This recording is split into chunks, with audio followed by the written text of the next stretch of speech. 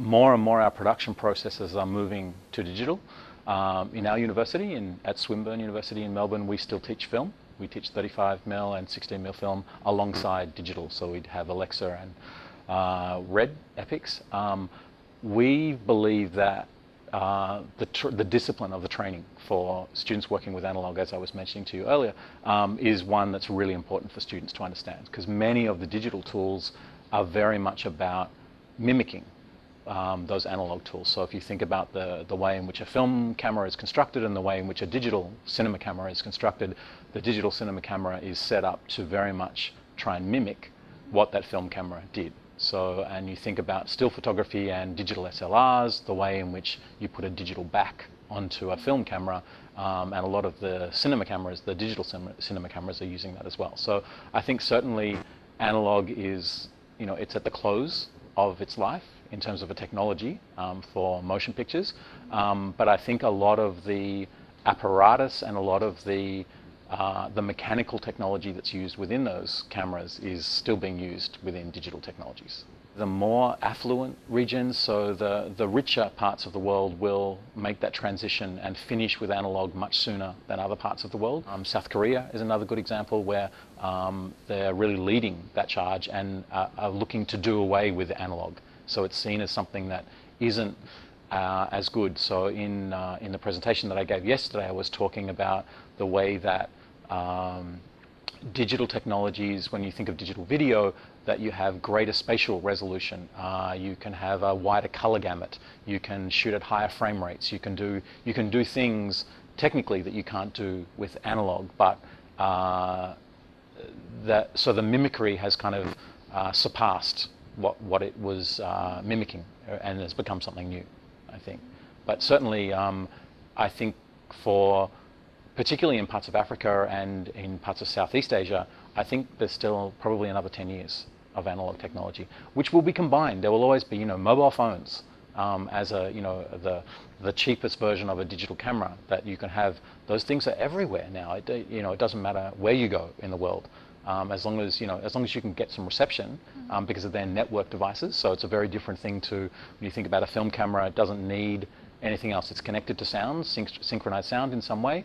But when you think about all of those digital devices, particularly ones that are at the cheaper end of that, it's about it being networked. So it's not just about recording the images, it's about what will you do with the image. So we had one revolution which was very much about moving from film to tape, and that was still analog, and there's a long history of that. Then the beginning of the digital revolution still used tape. So we were recording onto tape, but it was recording digital signals onto the same kinds of tape. And there are still some formats. So there are a couple of TV stations in Australia that still will accept digital tape-based work, but mostly it's file-based now. And I think that the cost of tape, the cost of manufacturing of tape, it's becoming harder and harder, in the same way that film stock will disappear over time, and film processing, the photochemical film processing, will disappear. Tape stock as something that you have to find that is discrete, that can be recorded on, even if it can be re-recorded, it's still something that is an object, and it contains that, and it's visible. The strong part of that digital revolution is about file-based, so about saying that there is a recording device and you record a file, whether that file sits in the camera, whether it sits on an external recorder, whether it goes and it sits on your computer or then is transmitted to somewhere else, it goes to a cinema for digital cinema projection, DCP, or those things, that the file doesn't require a home anymore. And that, I think, is that big shift between where you see something. So the idea of, am I looking at an analog image or am I looking at a digital image? Most people don't care. They just look at content. So when I was coming to Romania, two things that people would say to me were, oh, this is, so the legend of Dracula. And the next thing they would say would usually be around Romanian New Wave cinema. That's okay. And that has, so the reach of that, it's a really important thing that has a worldwide kind of impact. And it's interesting that it's still shot on film. And I think that in many ways in the same way there is a difference in levels between, say, 16mm or Super 16 and then 35mm film. There is the smaller cameras that are digital cameras, saying like Blackmagic, and then there is a 2K Blackmagic, there is a 4K Blackmagic, and you've got DSLRs and other things. Yeah, and I've heard this a lot about cinema. Yeah, I've heard this a lot about cinema, particularly in the communist era, where the idea is it didn't matter what you went to see, you just went to the cinema and you just went to be with other people and watch something. In America, for example, which was all about understanding story and narrative and character and the star system and a whole range of theoretical stuff. And so what's been interesting coming here and for this, yeah, there is someone that was a leader, who was a leader, and in areas like this, and say even now coming here, there's such a strong intellectual tradition in Europe, for example, that Australia doesn't have. Australia is, a very young colonial country. I mean, it has a very long indigenous history, but it's a very young country as a colonial country. But yeah, it absorbs a lot of that culture and a lot of, in terms of theory and media theory, it's absorbed a lot from England as a colonial country, but also looks to America, particularly for film. But that long history means that the approach that you have to thinking, I think, about, in this case, images, or thinking about the cinema, thinking about film, thinking about video, thinking about those things, comes through a really particular kind of experience that you've had. So for me, it's almost unfathomable to think about how different that would be. So I think about myself, I think about my parents' generation or their parents' generation, and that era, and the way in which we had such freedom that was assumed. So there was very good distribution networks in Australia, very good access to films from other places, television. So Australia received television quite late, in 1956. Television started in Australia, and it was because of the Olympic Games. There were certain rules and things to be applied, but also one person is making this decision, so it's subjective also. So someone is sitting saying, I'm going to cut this out, or, yeah. In many countries in Europe, and I really noticed at this conference that someone will lapse and there'll be a French expression or a German expression or something else. And often if you've got English not as your first language and you have English as well, you then, it's a great thing. Yeah, it's a great thing to have. About the index. There's this notion, and it's come up at this conference a number of times, and a few different papers have used this, and it's actually formed by an American philosopher in the 19th century, C.S. Peirce, Charles Sanders Peirce, and but it's kind of been lost to America now. It's not used as part of film theory. The idea of the index is that it's one part of a much larger taxonomy, and it tries to set up a description that describes the relationship between what we see on screen as an image, and how does that relate to, or how can I describe the relationship it has with the reality that it represents.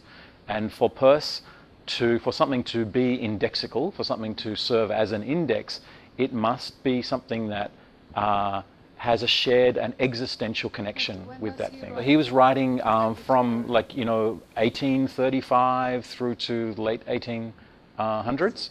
So photography, photography was present, and he wrote a little bit about photography, but a lot of the application of what he wrote, and he does mention the photograph alongside a number of other things. His interest was very much in saying, if anything that is mediated, anything that is a representation of something else, how can I describe the way in which that relationship works? And so to serve as an index, something must have an existential relationship. And so Peirce would argue, and he didn't do this explicitly as far as I'm aware, but he would argue for the photograph that the photons of light that illuminate an object are the same photons of light that are recorded by the camera, because it's the same light that's illuminating the scene. And so there's this, well, yeah, and it's materiality. So it's really about saying he's not concerned with the social or cultural, and it's not interpretive, yeah, that it's actually the same thing, and therefore, because it's not interpretive, I can draw a line back to that object, and I can say that in the same way that the index of a book relates to the main content of the book. Peirce would argue that that the framing doesn't matter, that the shutter speed, that the fact that you might have a different aperture setting and different depth of field, that those things don't matter. If the light is the same and it's shared by the image that's recorded by the camera and the scene that's being illuminated, therefore we can say that, not that they're the same thing, but that they are something that's different to a painting or to a theatre play or to a book or to something else that describes what that is. So when you think about the idea of a book, the index of a book, and so the index of a book, it's not the same as the book, but what it does is refers through page numbers back to a particular place. And you know that if I go to the index and it says that this particular person is mentioned on page 50, that I can draw a line between that. So the index lists the person's name, has a page number, I can draw a line from there to that page, and there is a direct connection. And that you can say that there's no interpretation. For cinema, Peirce, as you're saying, Peirce has no conception of cinema and didn't know. Well, for him, it's still photographic, in the same way that for Bazin, he was really talking about what could be applied to the photograph can be applied to cinema. And that because what photography and cinematography share is that photochemical process.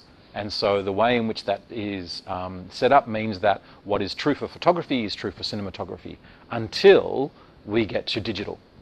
Because at this point then everything is different because we are sampling. So when I record something, so if I'm using a DSLR to record something, what we know is that there's a sensor in the camera and the light that illuminates your face that's recorded by the camera is the same light, but when it's recorded, it's only recorded on a grid and an array. So it's not continuous anymore, it's only recording this point and this point and this point and this point. Yeah, and this is, so the charge coupled device, the CCD that's sitting in the camera, is framing, but also it's framing at certain sample points. So it says that I might have 2,000 points, a little diodes that are in there that will record light and transfer that light into a voltage and record that voltage, and that will build a scene. But we know when we look at any digital image on screen that if we zoom in far enough, we see the individual pixels and that we have gaps between each of those. So because it's only those points, however many rows you have, so it's not continuous. So if you think about mapping that mathematically, if I took a line and took a analog photograph that was photochemical and I can draw a line, if I zoomed in I can just go further. There is always another point in between each point because it's continuous, whereas what we know is there's a fixed resolution for digital. And so for Peirce, he would say that something that is a digital image, whether it's a still photographic image or a moving image, is not indexical. So it no longer has that link back to the thing that it's referring to, which for Peirce is called the object. So a Peircean object, that link is broken. And so for him, you can no longer say that it's a truthful representation because it's a simulation. So he would talk about those things as being symbolic or iconic rather than indexical. I don't know, I know almost nothing about Romanian cinema. Nothing, no, nothing.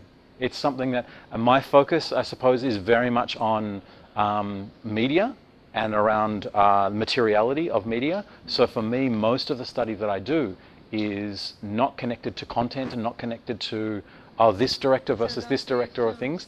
I do, and I enjoy them, but I don't have a scholarly interest because my interest is in the media. I like science fiction, and I've done a bit of work in science fiction. I published a paper recently that did a comparison between the films Tron and Tron Legacy. So these two films that were separated, one happened at one happened at the very, very beginning of the digital revolution. Yes, it's in the early 80s. The original Tron film, and it was one of the first films to use digital effects. So it used a lot of analog effects, but it also used some digital effects. Do I like 2D? 3D. I'm not convinced. I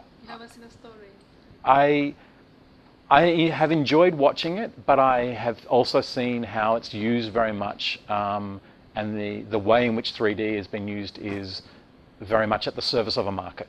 So this idea that it's about a commodity and particularly post-produced 3D. So as you know, there's lots of studios in Eastern Europe and in India who do a lot of 3D conversion, so post conversion.